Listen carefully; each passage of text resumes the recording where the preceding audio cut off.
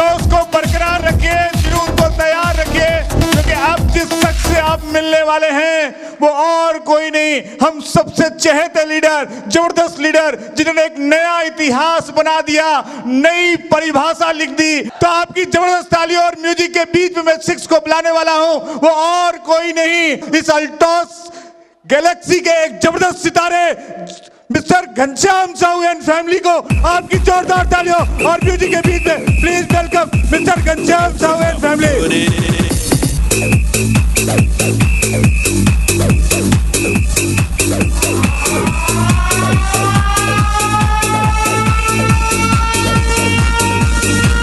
और इनके सम्मान के लिए मैं सम्मान कंपनी के ब्रांड एम्बेसडर से निवेदन करूंगा कि वो आएंगे और सर को बुके देंगे। आपकी जोरदार तालियों के बीच में हमारे कंपनी के सबसे चहेते लाडले ब्रांड एम्बेसडर सर को।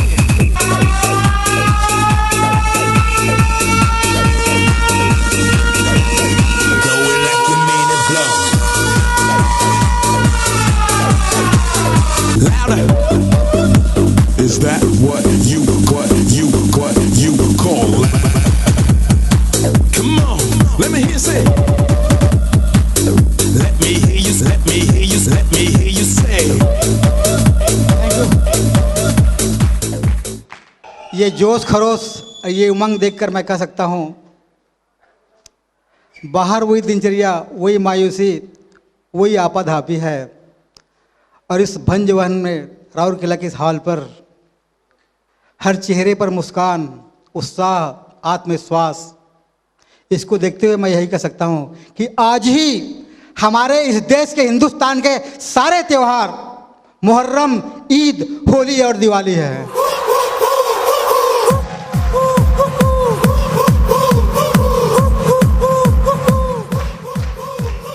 दोस्तों नमस्कार। छत्तीसगढ़ रायपुर से घनश्याम साहू। नौकर हुआ करते थे हम कभी राज्य सरकार के परिवहन निगम में, पर अब नौकर नहीं, मालिक हैं बिजनेस में। तब जीरो थे, अब हम हीरो हैं। दोस्तों 30 मिनट में बात करूंगा आपसे, और मैं वादा करता हूं इस 30 मिनट के दरमियान, वार्तालाप के दरमियान, मैं जो भी कहूँगा सच कहूँगा, सच के सिवाय कुछ नहीं कहूँगा। एक मिडिल क्लास फैमिली में मैं पैदा हुआ था। मेरा घर मास्टर घर कहलाता था। कोई पूछते थे तो मास्टर घर कहाँ पर है। मेरे दादाजी टीचर थे, मेरे दोनों बड़े पापा टीचर थे, मेरे पिताजी एम्प्लॉय थे। बचपन से मेरे दिमाग में भी डाल दिया गया कि तू भी आगे चल करके पढ़ लिख करके नौकरी करेगा। 6 भाई 1 बहन, 7 भाई बहन, माता पिता, 9 मेंबर्स थे हमारे घर में, 9 लोगों का परिवार था। बचपन से ही मुझे एहसास हुआ कि हमारे यहाँ धन की कमी है। पिताजी नौकरी करते थे, शाम को घर आते थे, कुछ न कुछ खाने पीने की चीज़ लेके आते थे, लेकिन एक दिन का इंतजार रहता था सप्ताह में। वो मंगलवार का दिन होता था, मार्केट डे होता था। मार्केट दिन मेरे पिताजी कुछ ना कुछ अलग लेके आते थे, रोज़ की अपेक्षा हमें इंतजार रहता था, और हम भाई बहन को वो देते थे। लेकिन हमारे अंदर में लगता था कुछ और मिल जाता, कुछ और मिल जाता, लेकिन माता पिता अपने हिस्से का भी हमें देते थे। उस वक्त तो पता नहीं चला, लेकिन बाद में एहसास हुआ कि गोलू का कपड़ा अच्छा, हमारा कपड़ा कमज़ोर, उसका खिलौना अच्छा, हमारा कमज़ोर। तो फिर मालूम पड़ा कि हमारे यहाँ गरीबी है, हमारे यहाँ गरीबी है। एक घटना, वास्तविक घटना जिसे मैं बताना चाहूँगा, उसके पहले मैं एक चीज़ कहना चाहूँगा आपको। यहाँ पर कोई डॉक्टर होंगे, कोई इंजीनियर होंगे, कोई वकील होंगे, कोई मास्टर होंगे, हर तरह के लोग यहाँ पर हो सकते हैं। लेकिन मैं आपको बताना चाहूँगा दोस्तों, आज जो भी ज़िंदगी आप जी रहे हो, आज जो भी ज़िंदगी आप जी रहे हैं, वो आपके चुनाव का ही परिणाम है। कोई आदमी ये नहीं कह सकता कि मैं कुछ और बनना चाहता था और आज मेरी ज़िंदगी में कुछ और हो गया, वो झूठ है। उसे मैं अभी अपने लाइफ स्टोरी के माध्यम से मैं प्रमाणित करना चाहूँगा। हमारे इधर तीज का पर्व होता है, इधर भी होता है क्या? अभी अगस्त में हुआ। भाई अपने बहन को लेने के लिए आते हैं और बहनें उनके साथ मायके जाती है। हम छोटे थे, बच्चे थे, 3 साल 4-5 साल का। माँ ननिहा अपने मायके जाती थी, साथ में हम लोग भी जाते थे। 3-4 किलोमीटर पैदल का रास्ता होता था, शहर जाते थे, बस स्टैंड पर बैठते, घंटा 2 घंटा वेट करने के बाद बस आती थी। पूरा मेला लगा रहता था 150 लोगों का। बस आती थी, कुछ लोग उतरते थे और वो लोग उस बस पर बैठ पाते थे जिनके अंदर में ताकत होता था। बाकी कमज़ोर तरह के लोग, हमारे जैसे लोग, वहीं बस स्टैंड में रह जाते थे। फिर 1 घंटा 2 घंटे इंतजार करते थे। फिर बड़ी सी बस लाल रंग की वापस आती थी। कुछ लोग बस से नीचे उतरते थे, जिनमें ताकत हुआ करता था वो बैठ पाते थे। इस प्रकार से सुबह से खाना वाना खा के आते थे, यहाँ पर बैठते थे। शाम हो गई, बस में बैठ नहीं पाए, फिर वापस घर जाते थे। फिर वही दिनचर्या, सुबह नहाना धोना, फिर खा पी के बस स्टैंड पर आना, फिर बस का इंतजार करना। कई बार मुझे पता है अच्छी तरह से, मेरी माँ मायके भी यही जा नहीं पाती थी, फिर वापस घर जाती थी। इसी तरह से फिर एक चीज़ मैंने देखा, बस में हम बैठते थे, इंतजार करते थे, काफ़ी बस स्टैंडिंग रहा करती थी। उसको एक तो ड्राइवर होता था जो गाड़ी चलाता था, एक और होता था उसको कंडक्टर बोलते थे। वो छोटा चेयर पर बैठता था, लोग पैसेंजर लोग सब खड़े हैं। एक सीटी मारता था, बस वहीं पर रुकती थी। 2 सीटी मारता था, गाड़ी आगे बढ़ती थी। खूब सारे उसके कपड़े में पॉकेट होते थे, सब उनको पैसे देते थे। मुझे लगा मैंने अभाव तो जिंदगी में देखा है, दुनिया का सबसे अमीर आदमी यही है। फिर मैंने उसी वक्त सोचा कि जब भी मैं बड़ा हो जाऊंगा, मेरे यहाँ धन की कमी है, मैं भी अमीर आदमी बनूंगा। मैंने सोच लिया। फिर बस स्टेशन से आगे चलती थी, छोटा स्टॉपेज पर फिर खड़ी होती थी। 20-25 लोग फिर वहाँ पर खड़े हैं, कुछ लोग उतरते थे, कुछ लोग फिर बैठ रहे हैं, कुछ लोग वहाँ पर फिर खड़े रह गए। ये 1 सीटी मारता था, बस रुक जाती थी। 2 सीटी मारता था, बस आगे बढ़ती थी। उसी दरमियान मैंने सोच लिया कि मैं भी अब अमीर आदमी बनूंगा, क्योंकि मेरे यहाँ धन की कमी है। फिर मैं पढ़ाई करता था, छुट्टी होती थी तो स्कूल के बच्चे पेपर के पन्ने बचते थे कापी के, मेरे तो बचते थे, आपके भी बचते थे। वो कापी के पन्ने बचते थे, उसको फाड़ के मैं टिकट बनाता था। और मेरा वही खेल था, मैं टिकट बना करके अपने भाई बहन को रायपुर, दिल्ली, चेन्नई, कलकत्ता, मद्रास, बम्बई टिकट मैं काटता था। और यदि कोई खिलौना की बात होती थी तो मैं विसिल खरीदता था। मेरे पास खूब सारे विसिल थे। जब भी मैं मार्केट जाता था, कहीं से गुजरता था, मैं वही विसिल खरीदता था। मैं वही खेलता था, वही देखता था कि मैं भी दुनिया का अमीर आदमी हूँ। मेरे पास बस है, मैं सीटी बजा रहा हूँ, गाड़ी आगे बढ़ रही है। 2 सीटी मार रहा हूँ, गाड़ी आगे बढ़ रही है। 1 सीटी मार रहा हूँ, गाड़ी खड़ी हो रही है। मैं वही देखता था, वही खेलता था। बस मैं उसी कंडक्टर को रोज़ मैं देखता था, उसी गाड़ी को मैं कल्पना किया करता था। लेकिन कहते हैं जब आदमी किसी को दिल से चाहता है तो पूरी कायनात उसको मदद करने के लिए तैयार हो जाती है। जब उस अमीर आदमी को, उस बस को मैं जब ही देख पाता था जब मैं अपने ननिहाल जाता था। लेकिन मैं छोटा बच्चा, रोज़ तो बस स्टैंड देखने जा नहीं सकता था। लेकिन ऐसा हुआ, भगवान ने मेरी मदद किया। जब मैं प्राइमरी से मिडिल स्कूल में गया तो बीच में बस स्टैंड आया। क्या आया? बस स्टैंड आया। फिर मैं बस उधर से स्कूल जाते जाते बस स्टैंड को देखता था। बस यदि नहीं आए हैं तो मैं उसे इंतजार करता था। बस आती थी तो मैं उस कंडक्टर को देखता था, अमीर आदमी को। फिर मैं स्कूल जाता था। कई बार मैंने देखा है कि मैं गाड़ी का इंतजार कर रहा हूँ, बस का इंतजार कर रहा हूँ, उधर से स्कूल की घंटी बज गई तो मुझे लगता था कि आज कुछ मेरी ज़िंदगी में छूट सा गया, और मैं स्कूल जाता था। बस यही चलता रहा। इसी तरह से दिन महीना साल गुजरते गए, दिन महीना साल गुजरते गए, वक्त गुजरता गया। फिर मालूम पड़ा कि इसके लिए हायर सेकेंडरी करना पड़ता है। फिर मैं दिन गिनना चालू किया। अब 3 साल बाकी, अब 2 साल बाकी, अब 1 साल बाकी, अब 6 महीना बाकी, अब 3 महीना बाकी। फिर वो दिन आया, रिजल्ट आने की बारी आई। फिर मैं सोचा कि मैं कहाँ जाऊँ, क्या करूँ, अमीर कैसे बनते हैं, मुझे पता नहीं था। फिर मैं वही ननिहाल गया। कहते हैं भगवान यहाँ पर भी, जो आदमी सोचता है ज़िंदगी में, ऊपर वाला मदद करता है। भगवान ने मदद किया। उसी ननिहाल में मुझे एक आदमी मिला, शिव कुमार सिन्हा, जो उसी समय 6-8 महीना हुआ था कि बस में कंडक्टर हुआ था। वो आए थे छुट्टी में और मेरे मामा जी के स्टूडेंट थे, उससे मिलने आए थे। मैंने अपनी बात उनके सामने रखा। थोड़ी देर के लिए ननिहाल में मामा नाना जी ने मना किया। फिर बचपन का मेरा चाहत था, भला कौन रोक सकता है। मेरे मामा जी भी तैयार हो गए, मेरे घर वालों को कन्विंस किए, और वो दिन आया, मैं दुनिया का सबसे अमीर आदमी बन गया। नहीं, ताली बजाने जैसी कोई बात नहीं है। अब मुझे तो लगा कि मैं अमीर आदमी बन गया, लेकिन कुछ समय के बाद, 1-2 साल गुजरने के बाद मालूम पड़ा कि मैं गलत जगह फंस गया हूँ। ये अमीरी नहीं है, ये अमीरी नहीं है, मैं गलत जगह फंस गया हूँ। अब मैं करूँ तो करूँ क्या? चलती गाड़ी से कूदना मतलब हाथ पैर टूटवाने का खतरा रहता है। हाथ पैर टूट सकता था और कोई विकल्प नहीं था। पता नहीं था मैं क्या करूँ, कैसा करूँ। बस यही सोचा कि करोड़ों की आबादी में बहुत सारे लोग हैं जो आम जिंदगी जी रहे हैं, जिनके कोई सपने नहीं होते, सारे सपने को मेरे टूट चुके थे, बिखर गए थे। मैंने सोचा अब इस नौकरी से कुछ नहीं होगा, ऐसे ही मुझे जीना पड़ेगा, ऐसे ही मुझे मरना पड़ेगा, गुमनामी में मुझे जाना पड़ेगा। मैं सच बता रहा हूँ आपको, मैंने वादा किया आपसे कि जो भी बोलूँगा सच बोलूँगा। मैं सच बता रहा हूँ, मैं शादी करना नहीं चाहता था कि कल के दिन मेरी शादी होगी, मेरे परिवार की ज़िंदगी कैसे होगी, वो सुख सुविधा मैं दे नहीं पाऊँगा। मुझे तकलीफ की ज़िंदगी मुझे नहीं चाहिए। मेरे घर में साधन संपन्न नहीं हूँ मैं, बैंक बैलेंस नहीं है, अच्छी ज़िंदगी नहीं है, अच्छी लाइफ स्टाइल मैं दे नहीं सकता, मैं नहीं कर सकता, मैं शादी नहीं करना चाहता। लेकिन भगवान को तो कुछ और मंजूर था, ईश्वर को तो कुछ और मंजूर था। मेरे छोटे भाई बहन की शादी वाली बात थी, 92 मेरी मैरिज हुई।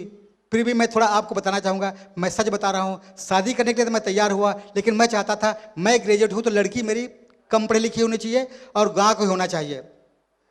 तो ऊपर वाले को नियति कुछ और था, कुछ और था। यदि मेरे हिसाब से होता तो आज ये फोटो साथ में नहीं होता। मैंने ये सोच लिया था कि अमीर घर की लड़की आएगी तकलीफ होगा, लेकिन भगवान ने मुझसे इसी से मुलाकात कराया। मैं ग्रेजुएट हूँ, मेरी श्रीमती पोस्ट ग्रेजुएट है। मैं गांव का हूँ, पुष्पा जी शहर की है।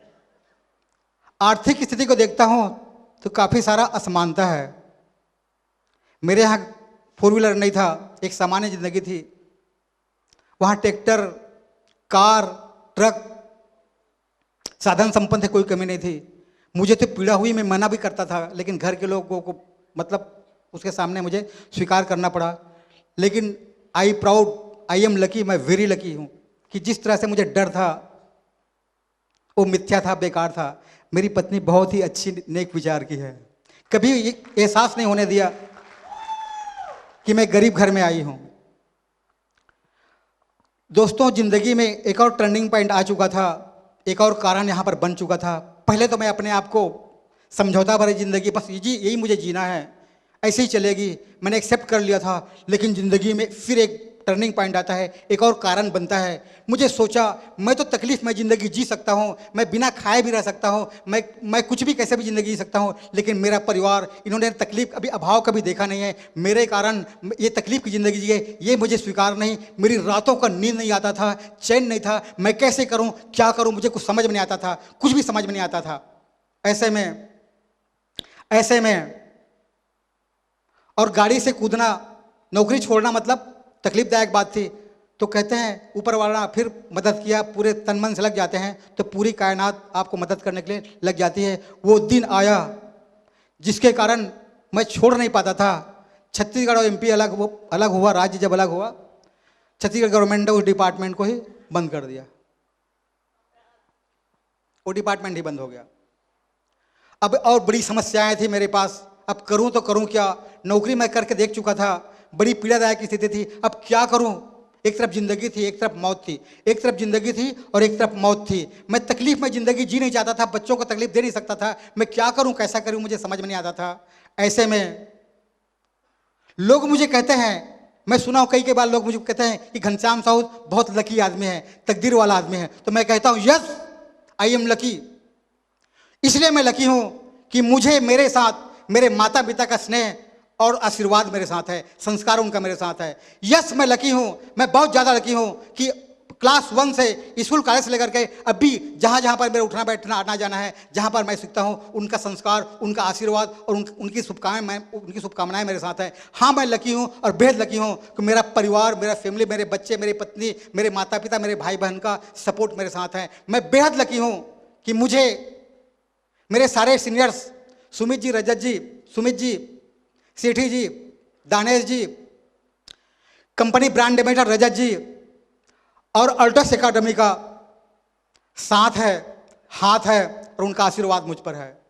मैं लकी हूं इसलिए कि मेरे जाबाज साथी जो मेरे शुभचिंतक है, मेरा तरक्की चाहते हैं, मेरी कामयाबी चाहते हैं और एनर्जेटिक लोग हैं, मेरे लाइफ लाइन है, इसलिए मैं लकी हूं। दोस्तों, एक चीज मैं बताना चाहूंगा, आज मैं इस मुकाम पर हूं। आज छत्तीसगढ़ के मैं कुछ जगह जो है, छोटे छोटे जगह जहां पर अच्छे खूबसूरत झील हैं, झरने हैं, नदी हैं, अच्छे जगह है देखने घूमने फिरने का, उसी को मैं कभी देख पाऊंगा, जा पाऊंगा, ये मैं कल्पना नहीं कर पाता था। आज मेरे पास लग्जरी गाड़ी है। आज जिस गाड़ी से मैं आया हूँ, डस्टर गाड़ी है, 13 लाख की मेरी अपनी गाड़ी है। लेकिन आज यहाँ पर मैं घोषणा करने जा रहा हूँ मैं आपको कि अब इसके बाद मैं गाड़ी में 4 व्हीलर में मैं राउरकेला आऊँगा तो मेरी अपनी मर्सिडीज गाड़ी होगी। और सच कहूँ तो ज़िंदगी में मैंने इस दरमियान यहाँ के आते ये और राजभवन के बीच का जो सफ़र था, काफ़ी ज़िंदगी में मैंने उतार और चढ़ाव देखा। लेकिन मैं आपको मुलाकात कराना चाहूँगा, बताना चाहूँगा कि मेरी श्रीमती पुष्पा साहू, जिसे मैं माइक देने जा रहा हूँ, ज़िंदगी का 92 में मेरी मैरिज हुई। आज तक यदि मैं हिसाब लगाऊं तो 25 बरस हो चुके हैं, जिनके साथ रहते हुए ज़िंदगी के सफ़र पे मुझे एहसास ही नहीं हुआ कि जीवन का ये 25 बरस कैसे गुजर गया, पता ही नहीं चला। तो मैं माइक देने जा रहा हूँ माई हार्ट, माई जीवन संगनी, श्रीमती पुष्पा साहू को। आपको पहले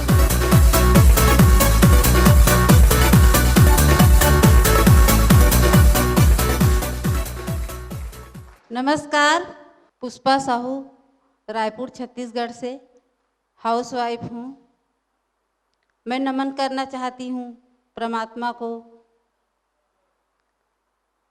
अपने माता पिता को, जिनका आशीर्वाद सदैव हमारे साथ रहा, कंपनी के एमडी, सीएमडी, सभी ग्रेट अपलाइन, लाइफलाइन और आप सभी को, जिनका प्यार और पूर्ण सहयोग से आज हम यहाँ पर हैं।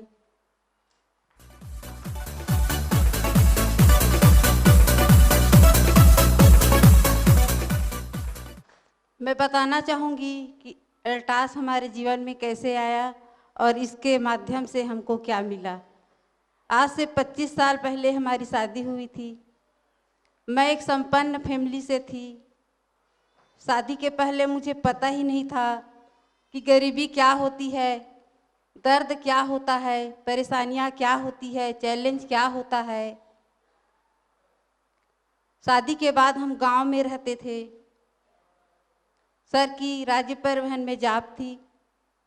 बड़ा परिवार था, संयुक्त परिवार था, इनकम कम थी। सपने तो बहुत थे पर सपने पूरे नहीं हो पा रहे थे, क्योंकि हमारे पास ऐसा कोई ऑप्शन नहीं था जिसके माध्यम से हम अपने सपनों को पूरा कर सके। बस जैसे तैसे लाइफ को काट रहे थे। परेशानियाँ थी, चैलेंज थे, संघर्ष थे।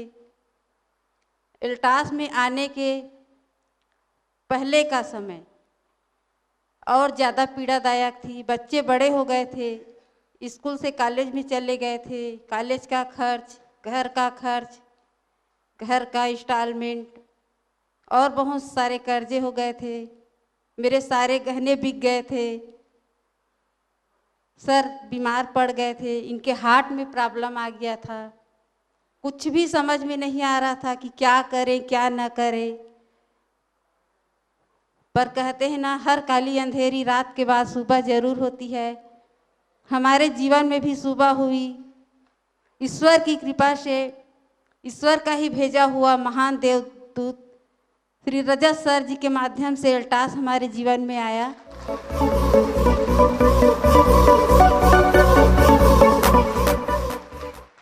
हम लक्की हैं, हमें गर्व है कि हम दुनिया के नंबर 1 कंपनी एल्टास के साथ में हैं और इसके माध्यम से हमारे सारे सपने पूरे हो रहे हैं।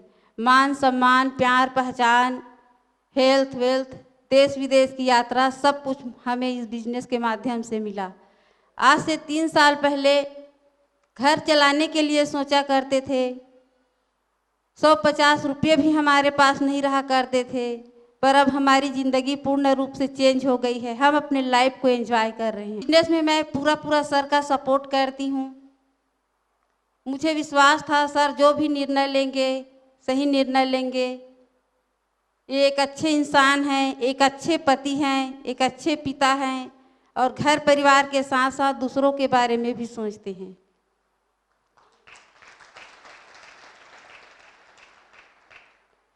तो मैं यही कहना चाहूँगी, जब भी हमारे जीवन में विपरीत परिस्थितियाँ आती है, हम घबरा जाते हैं और निगेटिव सोच सोच करके अपने आप को कमज़ोर बना लेते हैं और यही सोच लेते हैं कि अब सब कुछ बर्बाद हो गया, अब आगे कुछ भी नहीं हो सकता, जबकि ये परिवर्तन का संकेत है।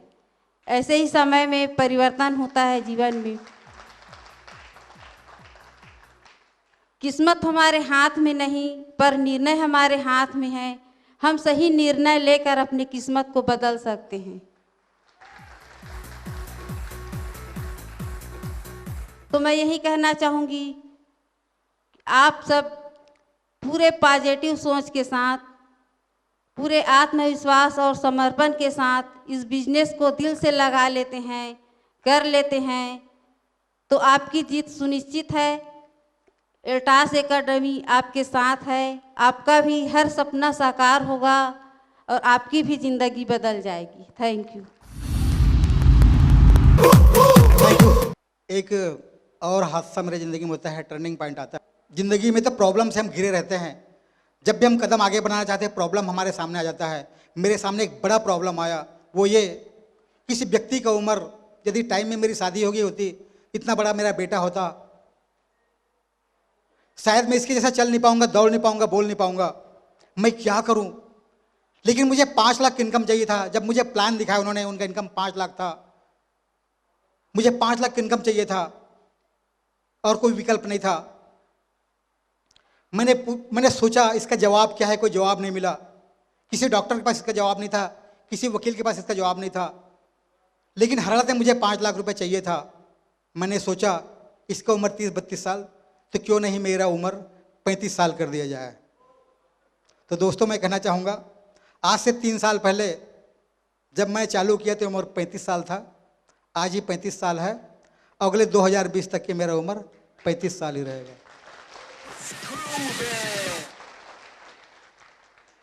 मैंने उनको पूछा कि सर, ये 5 लाख की इनकम के लिए आपको कितना समय लगा? उन्होंने बोला सर 18 महीना। मैंने नीचे से ऊपर तक के देखा, 18 महीना तो शायद नहीं हो पाएगा, लेकिन 3 साल 4 साल मैं इंतजार नहीं कर पाऊंगा। सर, मुझे आप 24 महीना में बना दीजिए रॉयल क्राउन, मुझे 5 लाख की इनकम चाहिए। उन्होंने कहा कि घनश्याम भैया, जितना आप मुझे जानते हैं मैं भी उतना ही जानता हूँ। मैं जब चालू किया तो तब बात कुछ और थी, आज बात कुछ और है।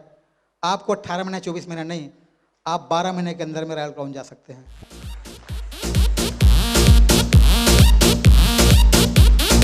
मैंने उसी समय अपने आप को समर्पित किया कि सर, मैं आज से आपको गुरु माना, आप जैसा जैसा बोलेंगे मैं वैसा वैसा करूँगा, कभी मैं कोई तकलीफ नहीं बताऊँगा।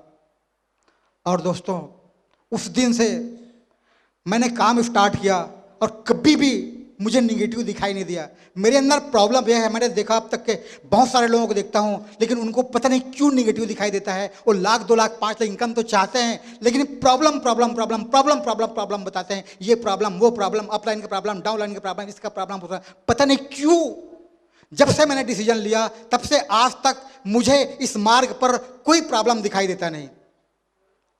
हाँ, ये सच है कि दर्द नहीं हुआ, दर्द तो नेचुरल है। यदि माँ आपको बनना है तो जानलेवा दर्द से गुजरना होगा। इस बिजनेस में आपको क्राउन एम्बेसडर जाना है, रॉयल क्राउन जाना है, तो दर्द से तक गुजरना ही होगा। एक कटु सत्य है। मैंने काम को स्टार्ट किया, उस प्लान को देखा। आज भी आप मेरे घर आएंगे तो देखेंगे, आप मंदिर है मेरे घर में, वहाँ पर रजत सर का लिखा हुआ प्लान आज भी मौजूद है। मैं भगवान को वहाँ पर बोला, आशीर्वाद लिया, भगवान का प्रार्थना किया और मैंने काम को स्टार्ट किया। तो मैं कहना चाहूँगा, हर बैठा हुआ इंसान यहाँ पर कामयाब हो सकता है। प्रॉब्लम यह है, हम जब भी कुछ भी हम हट के काम करते हैं, हमें दर्द होती है, दर्द से हम बचना चाहते हैं, दर्द से हम बचना चाहते हैं। हर इंसान कामयाब हो सकता है। टैलेंट की कमी नहीं हमारे देश में। आज हमारे देश का टैलेंट फॉरेन कंट्री से बिक रहा है। आज हमारे देश का टैलेंट फॉरेन कंट्री से बिक रहा है। हमने ठेका ले रखा है, इंडिया ने ठेका ले रखा है फॉरेन कंट्रीज को डॉक्टर इंजीनियर सप्लाई करने की। डॉक्टर इंजीनियर सप्लाई किया जा रहा है, वापस सोने की चिड़िया बन सकती है। टैलेंट है हमारे देश में। दर्द होता है, कुछ भी हम करते हैं दर्द होता है। दर्द तो होगा, दर्द से हम बचते हैं। आपको प्लान दिखाना होगा। जिस दिन ने मैं चालू किया, लोग बोलते हैं आपकी कामयाबी की राज है प्लान दिखाना, प्लान दिखाना। आपका उद्देश्य होना चाहिए वैष्णो देवी में चढ़ने का।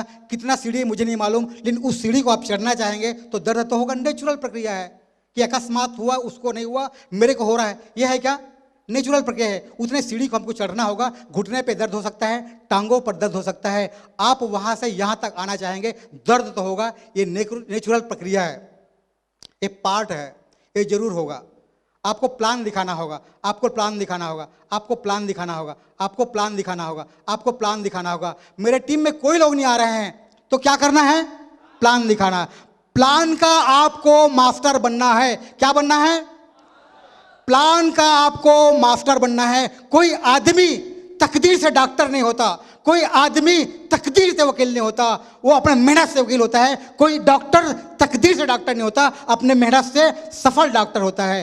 कोई आदमी इस बिजनेस में तकदीर से बेटर नहीं होता, अपने मेहनत से करोड़ों बेटर होता है। He's the perfect fit. आपको प्लान का मास्टर होना पड़ेगा। उसके लिए 3 बातें हैं।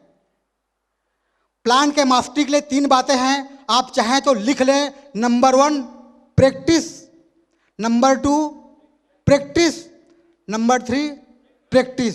प्लान की पागलपन होनी चाहिए। आपका नाश्ता छूट जाए, एक दिन खाना छूट जाए चलेगा, लेकिन बिना प्लान नहीं चलेगा। क्योंकि आप इस बिजनेस में लाखों रुपए इनकम चाहते हैं, जिंदगी में बदलाव चाहते हैं, ये तंगी से आप मुक्ति चाहते हैं। बिना प्लान दिखाए कैसे चलेगा मेरे बहनों और भाइयों?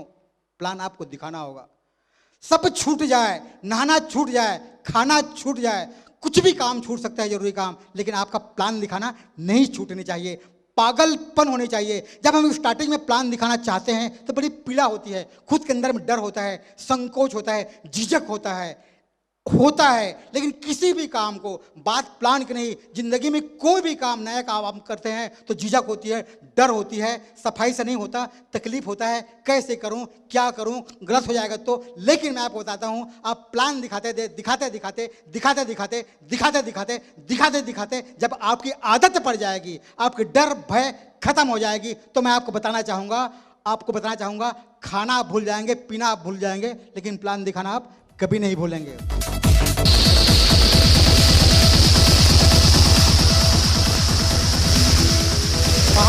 बाहर आप निकलते हैं, रात का 9 बज गया, लोग अपने घर आते हैं काम धाम से, 10 बज गया, लोग घर में खाना खा के सो जाते हैं, 11 बज गया, 12 बज गया, आप तब तक के घूमते रहते हैं पागलों के समान, जब तक कि कोई प्लान देखने के लिए आपको जाग रहा है। जब प्लान दिखाने वाले कोई नहीं मिलते, रात को 12 साढ़े 12 बज गया, तो आप घर आते हैं। उस समय घर के लोग बोलते हैं ये तो आदमी बिल्कुल अब पागल हो गया है। समझ लीजिए आपके घर के लोग आपको बोल रहे हैं ये आदमी पागल हो गया है, तो समझ जाइए आपकी कामयाबी बेहद करीब है। कामयाबी आपकी बेहद करीब है। प्लान का आपको मास्टर बनना है। आपने देखा होगा डॉक्टर किसी पेशेंट को खोजने नहीं जाता है क्या? नहीं जाता, खुद पेशेंट पहुंचता है। बोन स्पेशलिस्ट, हड्डी का डॉक्टर कौन है? फलाने जगह है। हार्ट स्पेशलिस्ट कौन है? फलाना डॉक्टर है। डेंटल का डॉक्टर कौन है? फलाना जगह है। आपको स्पेशलिस्ट बनना है प्लान का। क्या बनना है? प्लान का स्पेशलिस्ट बनना है। प्लान की आदत होनी चाहिए। टीम में कोई लोग नहीं, कोई ज्वाइनिंग नहीं आ रही तो क्या करना है? कोई लोग जुड़ नहीं रहे तो क्या करना है? ज्वाइनिंग बहुत आ रही तो क्या करना है? अब चीफ एग्जीक्यूटिव हुआ, अब तो 150 लोग आ गए, आगे और पिन चाहिए तो क्या करना है? क्या करना है? साल भर हो गया काम करते करते, घर में बीबी झगड़ा करती है, छोड़ उस काम को, अब नहीं करने दूंगा तुझे, तो क्या करना है? क्या करना है? क्या करना है? So the plan. ज्वाइनिंग बहुत आ रही है तो क्या करना है? अब इस महीने में ज्वाइनिंग कम हो गई तो क्या करना है? क्या करना है? सारे बीमारी का एक ही इलाज, so the plan, so the plan, so the plan, so the plan, so the plan, so the plan. ये कर सकते हैं? ये कर सकते हैं? कर सकते हैं? नंबर 2, जिस वक्त आप डिसीजन ले लेते हैं, कोमल जी ने कहा जिस वक्त मैं डिसीजन लेता हूं अपने आप को नहीं सुनता, जब से मैंने डिसीजन लिया, जब से मैंने माना, आधा सामने में कुछ पीछे कुछ, सामने में कुछ पीछे कुछ नहीं। मानो तो किसी और को, किसी को मानता दिल से मानो, वरना ना मानो। मैंने अपने आप को समर्पित किया अपलाइन को। अपलाइन इंसान है।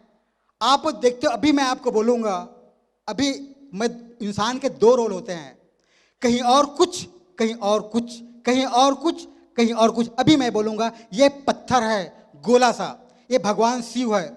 चलो इसके ऊपर पैर रखो, कोई भी आदमी तैयार नहीं होगा। उस पत्थर पर पैर रखने के कोई तैयार होगा क्या?